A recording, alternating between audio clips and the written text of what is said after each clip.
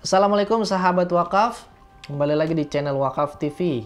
Kali ini kita akan coba memberikan informasi siapa-siapa saja selebgram di Indonesia yang ternyata mereka ini adalah seorang mualaf.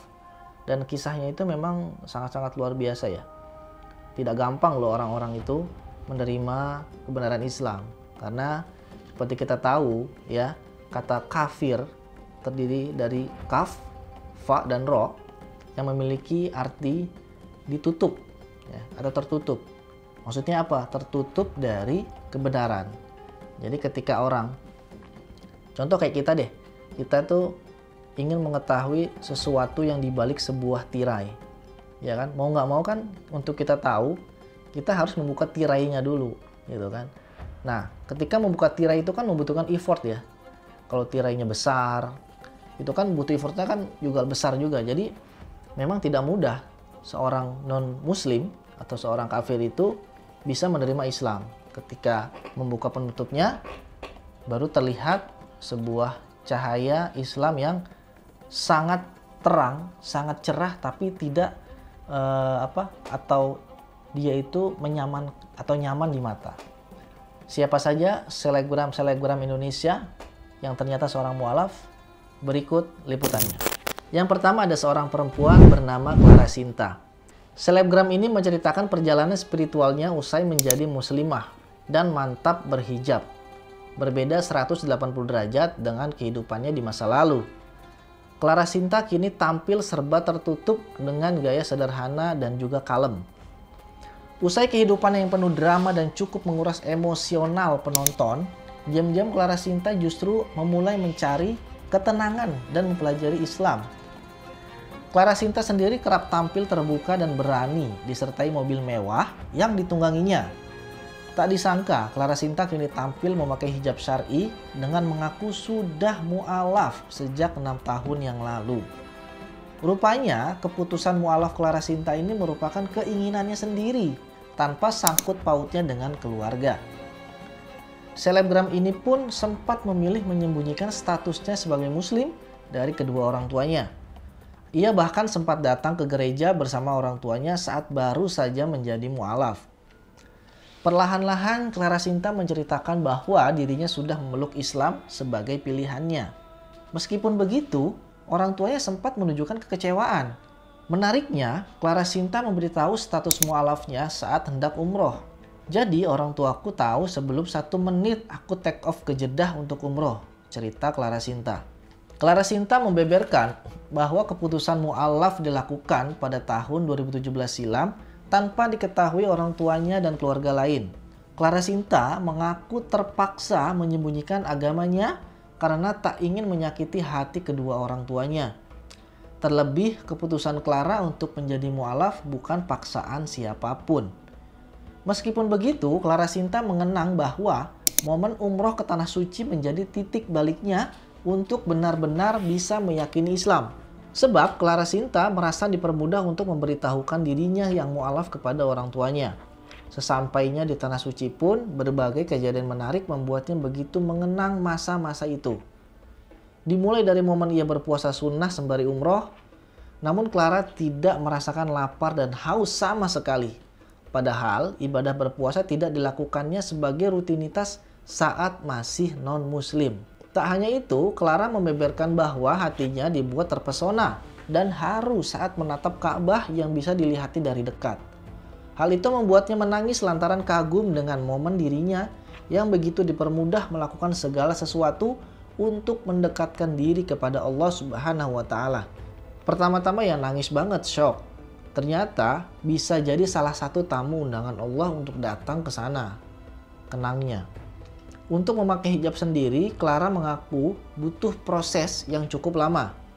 Seusai umroh, Clara masih belum berhijab namun memilih memakai pakaian yang sopan dan tidak seterbuka pakaiannya di masa lalu. Lagi-lagi, Clara mengaku mendapat kemudahan dari Allah untuk memakai hijab. Yang kedua ada almarhumah Stevie Agnesia. Stevie mempunyai cerita perjalanan spiritual pribadi sebagai mu'alaf. Stevie memutuskan memeluk Islam sebelum menikah dengan Anggi Pratama.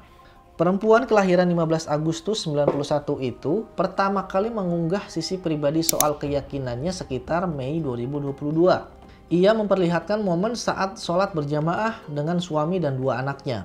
Saat itu, Steffi menceritakan perjalanan spiritualnya dalam akun TikTok pribadinya. Steffi menceritakan saat menjalin hubungan dengan Anggi Pratama, mereka saling menghargai dengan perbedaan yang mereka yakini. Dulu aku berbeda dengan suamiku, tidak pernah ada paksaan, kami berdua saling menghargai walau pada saat itu kami berbeda. Tulis Steffi dalam videonya yang dia unggah pada tahun 2022. Pilihan Steffi memeluk Islam dipastikan adalah keinginan dari hatinya. Dia pun memeluk Islam sebelum menikah dengan Anggi Pratama. Alhamdulillah akhirnya aku memilih untuk pindah menjadi mu'alaf karena pilihan hatiku sendiri, ucapnya. Sempat banyak yang hujat, pro dan kontra. Tapi yang terpenting keluargaku menerima pilihanku, ungkap perempuan dengan nama lengkap Stefiani Agnesia.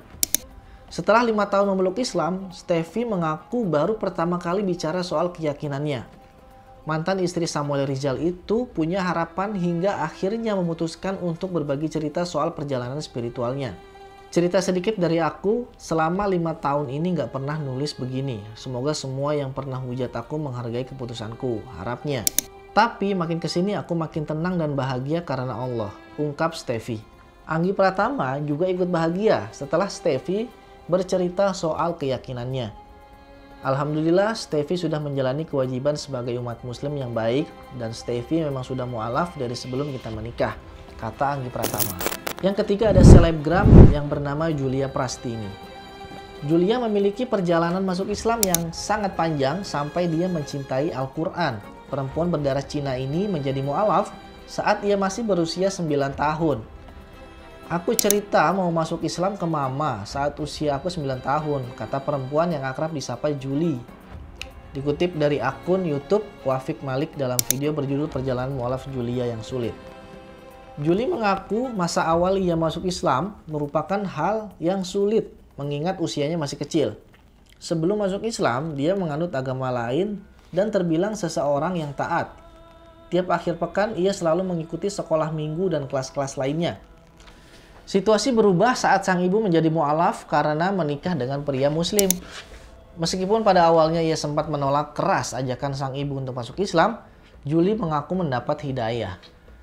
Masih ingat ucapan mami saat itu, harta mami yang ada di dunia hanya aku dan adik aku. Kalau suatu saat mami meninggal, siapa yang mau doain mami? Ujar dia. Oleh karena itu, Juli memberanikan diri untuk menjadi mu'alaf saat usianya baru 9 tahun. Belum ada 3 bulan, Juli didaftarkan oleh ibunya untuk masuk pondok pesantren. Awalnya, Juli sempat tidak mau menuntut ilmu di pesantren. Namun, Juli sadar ini adalah salah satu bentuk berbakti kepada orang tuanya, khususnya sang ibu yang sudah merawat Juli sejak kecil. Masa awal di pesantren sangat sulit bagi Juli. Bahkan hari kedua di pesantren ia menangis minta dijenguk. Sang ibu terus mencoba meyakinkan Juli untuk terus betah karena ia ingin anaknya bisa memahami agama dan dekat dengan Tuhan. Lambat laun Juli betah di pesantren dan menemukan banyak hal positif yang ia dapatkan selain ilmu agama. Misalnya menjadi disiplin, cara membagi waktu, kemandirian, dan bersosialisasi dengan orang-orang banyak. Setelah tamat SMP, Juli ingin memfokuskan diri untuk menghafalkan Al-Quran di SMA. Awal dia menghafal Al-Quran hanya sebatas menghafal, tidak tahu kemuliaan Al-Quran. Seiring berjalannya waktu, dia memahami bahwa menghafal Al-Quran bukan soal lancar atau banyak ayat yang dihafal, melainkan bagaimana cara seseorang menerapkan kandungan Al-Quran dalam kehidupan. Hafal Al-Quran harus pakai hati. Kalau pakai logika tidak akan masuk. Dulu motivasi aku menghafal Al-Quran untuk dilindungi penduduk langit. Jadi semangat menghafalnya, tambahnya. Yang keempat ada Yiyi Agustina, cucu seorang politisi Demokrat yaitu Jero Wacik, yakni Yiyi Agustina adalah seorang CEO Andara Kosmetika yang kini jadi mu'alaf. Padahal dulu ia menganut agama Hindu. Seperti diketahui pula, yaitu Jero Wacik, sang kakek sempat menjabat sebagai Menteri Kebudayaan dan Pariwisata sejak 21 Oktober 2004 sampai 2011. Tak heran jika kehidupan pribadinya juga menjadi sorotan, termasuk saat Yiyi memutuskan untuk menjadi mu'alaf. Ketika memilih mu'alaf, banyak pro dan kontra. Bahkan dirinya sampai ditampar oleh keluarganya. Saat menjadi bintang tamu di kanal YouTube Pantengin TV, Beliau bercerita bahwa dirinya mengenal Islam lantaran sering bergaul dengan Himpunan Pengusaha Muda Indonesia atau HIPMI. Mereka rata-rata beragama Islam.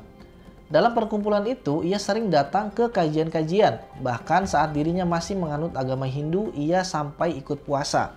Saat masih Hindu saja aku ikut full puasa. Jadi kayak apa ini gue ada untuk masuk ke arah Muslim atau gimana ya?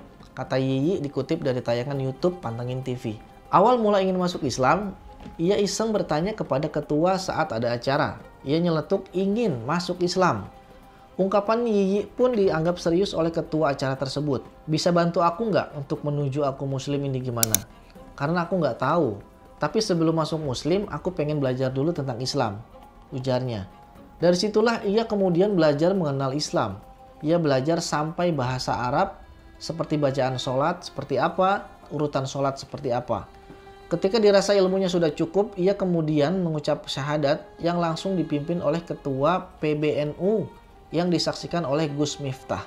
Saat gue ngerasa udah siap, akhirnya barulah mempersiapkan untuk syahadat. Alhamdulillah waktu itu yang bantu mualafin aku itu PBNU, ungkap Yiyi. Jadi yang mimpin itu ketuanya langsung yaitu Kiai Said Akil Siroj, disaksikan sama Pak Ustadz Gus Miftah, terangnya. Ketika ia memilih mu'alaf dan mengucap 2 kalimat syahadat, ia tidak berani berbicara ke keluarganya. Keputusannya itu menimbulkan pro dan kontra dari keluarganya, sebab mayoritas keluarganya adalah beragama Hindu. Saat mengucap 2 kalimat syahadat, ia divideokan sehingga viral. Ketika video itu menyebar luas, akhirnya keluarganya tahu bahwa dirinya mu'alaf. Habis itu di grup keluarga tiba-tiba kayak gini pagi-pagi. Di sini udah ada yang jadi Bu Haji nih, sindir keluarga untuk Yiyi. Setelah itu, keluarga bingung dengan keputusannya itu. Kemudian Yiyi pulang ke rumah dan disidang oleh keluarga untuk membahas soal videonya yang mengucap 2 kalimat syahadat. Gue pulang bener-bener disidang, ditunjukin video ini apa segala macem. Ditampar juga iya sama kakak gue, ujarnya.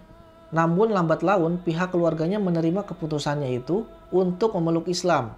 Ia pun percaya meskipun dia sudah Islam, ia masih bisa mendoakan sang ayah meski berbeda agama. Sebab ayahnya sudah tiada dan meninggal di dalam keadaan menganut agama Hindu. Itu dia 4 orang selebgram yang memang mereka itu memutuskan untuk memeluk Islam. Ya, ada yang sampai ditampar atau dilakukan kekerasan, yaitu kan, karena kan ditampar itu sakit ya. Seperti apa sakitnya ya kita tidak tahu. Kemudian disidang. Seolah-olah banyak ya gini loh, mu'alaf itu banyak loh yang memang mereka setelah masuk Islam justru malah disidang. Sebenarnya kalau menurut saya itu bukan sidang ya, intimidasi sebenarnya ya. Jadi seolah-olah orang yang memeluk Islam itu salah gitu kan, padahal kita tidak terlalu mempermasalahkan orang-orang yang keluar dari Islam, ya kan? Tidak ada persidangan, tidak ada intimidasi dan lain sebagainya. Tapi kenapa orang-orang kafir, baik itu dari Kristen, Katolik, Hindu, Buddha, dan agama-agama lain ketika masuk Islam, mereka selalu mendapatkan intimidasi, kemudian disidang, pukulan, bahkan ada yang sampai ancaman dibunuh. Memang Islam itu salahnya di mana? Apa yang bikin Islam salah? Padahal selama 14 abad ya terbukti secara empiris Islam itu memberikan keadilan, kesejahteraan, baik itu bagi umat muslim maupun umat non-muslim. Lalu apa yang membuat Anda semua itu, keluarga-keluarga kafir atau keluarga-keluarga Kristen, Katolik, Hindu, dan Buddha, itu mengintimidasi dan mengatakan bahwa masuk Islam itu salah? Saya tunggu jawabannya ya. Kalau memang konten ini bermanfaat, silakan like, share, komen, dan jangan lupa subscribe channel ini agar kami bisa memberikan terus konten-konten yang bermanfaat, edukatif, dan informatif. Wassalamualaikum warahmatullahi wabarakatuh. Kali ini kita sedang di perjalanan menuju Desa Berungai, Desa Semontai, Kecamatan Sepauk. Alhamdulillah tadi kita dari Kabupaten Sintang setelah melakukan perjalanan selama 3 jam dan kondisi jalannya ya seperti ini. Seperti para wakil semua lihat bahwasanya rintangannya ya ini jalan yang berlubang. Sudah ditunggu oleh para mualaf yang alhamdulillah berjumlah 17 orang, yang dimana kita akan melakukan berbagai kegiatan di sana. Ya, ini yang pertama adalah melakukan syahadat. Asyhadu an la ilaha illallah. Melakukan sunatan massal untuk para mualaf tadi, kemudian kita akan melakukan bagian zakat. Tak lupa yang penting bahwasannya kita ke sana itu akan membagikan Al-Quran, karena kali ini merupakan wakaf Al-Quran dominan untuk Muslim pedalaman di Kalimantan Barat.